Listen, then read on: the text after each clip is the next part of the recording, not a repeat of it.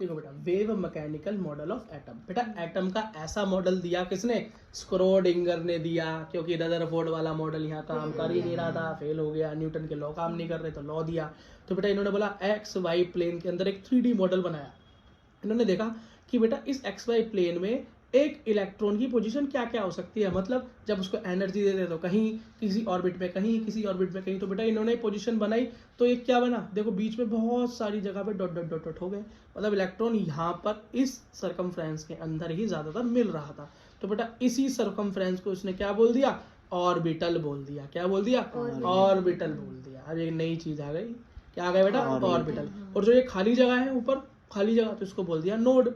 क्या बोल दिया? नोड। अगर बेटा नोड में साई की वैल्यू निकालेंगे तो 0 आएगी। क्यों? क्योंकि बेटा साई का काम होता है इलेक्ट्रॉन के वेव नेचर के बारे में बताना। अब भैया यहाँ इलेक्ट्रॉन ही नहीं तो वेव नेचर किसका बताएगा, तो इसलिए 0 आ गया। यहाँ पर कुछ ना कुछ साई की वैल्यू होगी, समझ गए? बस बेटा अगर कहीं बेटा साई का स्क्वायर आ जाए तो होता है प्रोबेबिलिटी डेंसिटी। डेंसिटी फाइंड करने के लिए भी प्रोबेबल, पता नहीं पक्की, ये बाद में बस बता देगा तुमको। क्वांटम नंबर, बेटा इसको ऐसे पढ़ लेना, ऐसे पढ़ लेने, ऐसे 2 का पहाड़ा पढ़ रखा है ना, आज तक भूलते नहीं हो, बाकी तो याद नहीं रहते तुम्हें 12 के बाद, मुश्किल है। अगला देखो, क्वांटम नंबर। क्वांटम नंबर होता है which gave us idea about position, energy, momentum, orientation and spin off electron. जो भैया ये बता दे इलेक्ट्रॉन का पोजीशन क्या है, उसमें ताकत कितनी है, ठीक है, और उसका स्पिन कैसा है ये बता दे, उसे मूवमेंट, घूमना, ठीक है, तो वो क्या है बेटा? क्वांटम नंबर है। ये तो हो गया थ्योरेटिकल पार्ट। अब देखते जरा भैया, सबसे पहले आता है क्वांटम नंबर में, सबसे पहले आता है प्रिंसिपल क्वांटम नंबर। क्या आता है बेटा? प्रिंसिपल क्वांटम नंबर, ठीक। अब प्रिंसिपल क्वांटम नंबर क्या बताता है? ये बताता है भैया इलेक्ट्रॉन में कितनी एनर्जी है और उसकी क्या पोजीशन है। तो उसको बेटा डिनोट करते हैं एन से। तो एन क्या हो सकता है? 1 2 3 4 5 6 इस तरीके से हो सकता है, ठीक है, एन से डिनोट करते हैं। और ये क्या बताता है? एनर्जी और पोजीशन। अगला है भैया एजीम्यूथल क्वांटम नंबर। क्या नाम है बेटा? Azimuthal quantum number. इसको हम डिनोट करते हैं एल से। बस बेटा इस एजीम्यूथल पे ऐसे कॉन्सेंट्रेट करो, ऐसे करो जैसे किस पे करते हो, जैसे बेटा चुगली उगली होती है तो आराम से सुनते हो ना, उस पे कॉन्सेंट्रेट करते हो, ऐसे कॉन्सेंट्रेट करो, ऐसे करो, ऐसे पेपर में आने वाला है, नीट में आएगा ये, ऐसे करो। क्यों बेटा? ये जिसका नहीं आया जिसको, उसके लिए बेटा क्वांटम फिजिक्स क्या हो गई? क्वांटम मैकेनिक्स, सॉरी फिजिक्स की बात क्या करूं, क्वांटम मैकेनिक्स बिल्कुल पूरी तरीके से बेकार हो गई। केमिस्ट्री में उसका क्या हो गया? काम खराब हो गया। पर है बहुत आसान, सब आसान ही होता है समझने में। देखो बेटा, तो क्या है? सब एनर्जी लेवल बताता है शेल का, मतलब शेल के अंदर भी कुछ है, सब शेल है। क्या है? सब शेल है। शेल के अंदर भी एक सब शेल है, उसकी ताकत बताता है जी azimuthal quantum number denoted by L.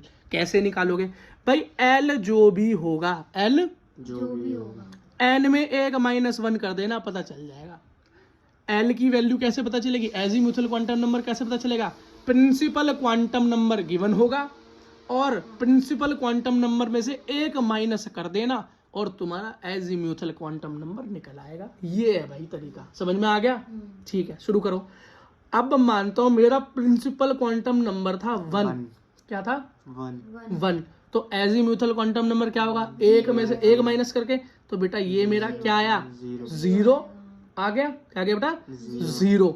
और जब 0 आ जाए एजीम्यूथल क्वांटम नंबर, मतलब एल जब मेरा 0 हो और एन मेरा 1 हो, तो बेटा इसको बोलते हैं एस सब shell.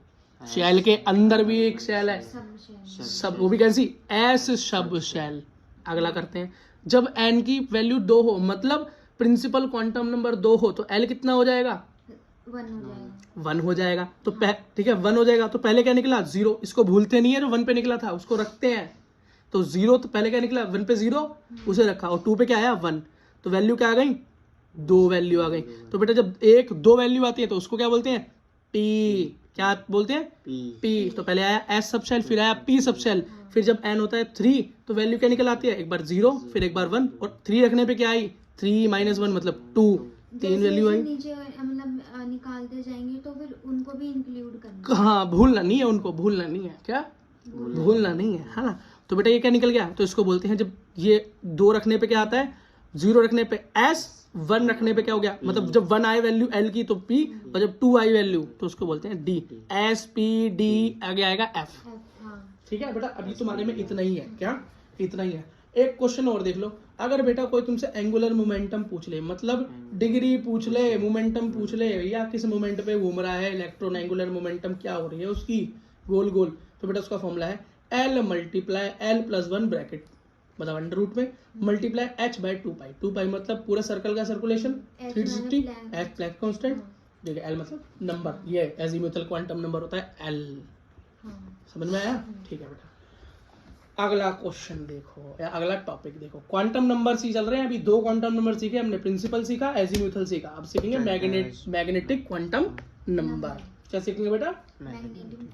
Magnetic number of orbital in a subshell. सबसे पहले हमने शेल सीखी थी, फिर सब शेल, मतलब उसके बाद हम ऑर्बिट जिसे बोलते हैं, फिर हमने सब शेल सीखा। अभी क्या होता है वो एजीमुथल क्वांटम नंबर से पता चलता है, SPD और एक F निकलता है।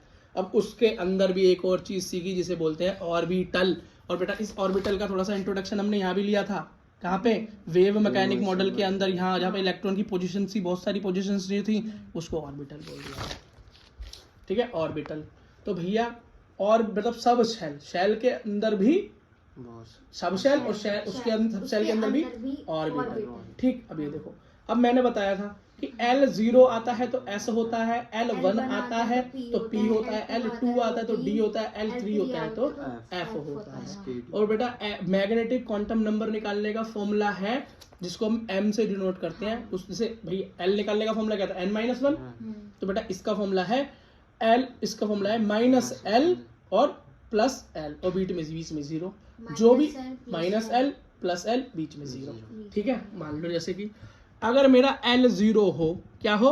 0 हो, तो मेरा मैग्नेटिक क्वांटम नंबर क्या आएगा?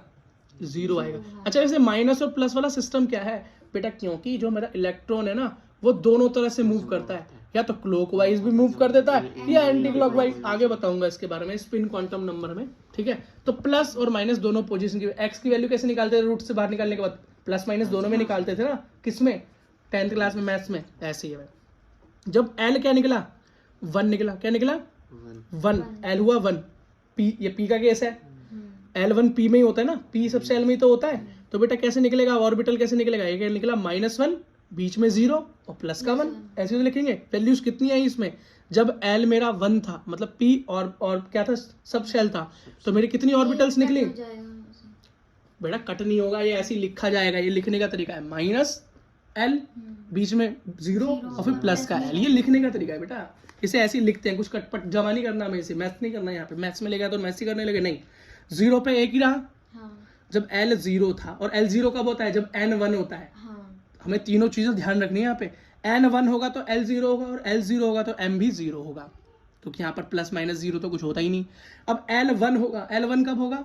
जब N 2 होगा। जब N 2 होगा तो मेरा L 1 होगा, क्योंकि L निकलता है N-1 से, तो 1 - 2 - 1 1 हो गया।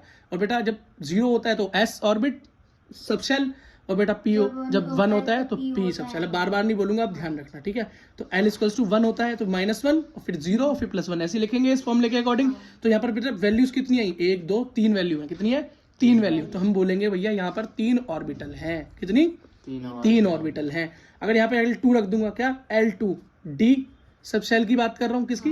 D की 2 में। तो जब 2 रख दूंगा तो -2, फिर -2 से पहले क्या आता है? माइनस का 1 आता है, और फिर 0 आता है, और फिर प्लस का 1 आता है, और फिर प्लस का 2 आता है। तो तुमको याद होनी चाहिए वैल्यूज। याद क्या है बताओ? सिंपल मैथमेटिक्स ही तो है, ठीक है। तो यहाँ पर कितनी वैल्यू होंगी? 1 2 3 4 5। इसका मतलब L2 मतलब D सब शेल में कितनी ऑर्बिटल होंगी? 5 ऑर्बिटल होंगी। अब यहाँ पे L की जगह 3 रख दूं तो L जब मेरा 3 होगा, मतलब N मेरा कितना होगा? 4 होगा, तभी तो L3 आएगा। हाँ, तो एक D के बाद क्या आता है?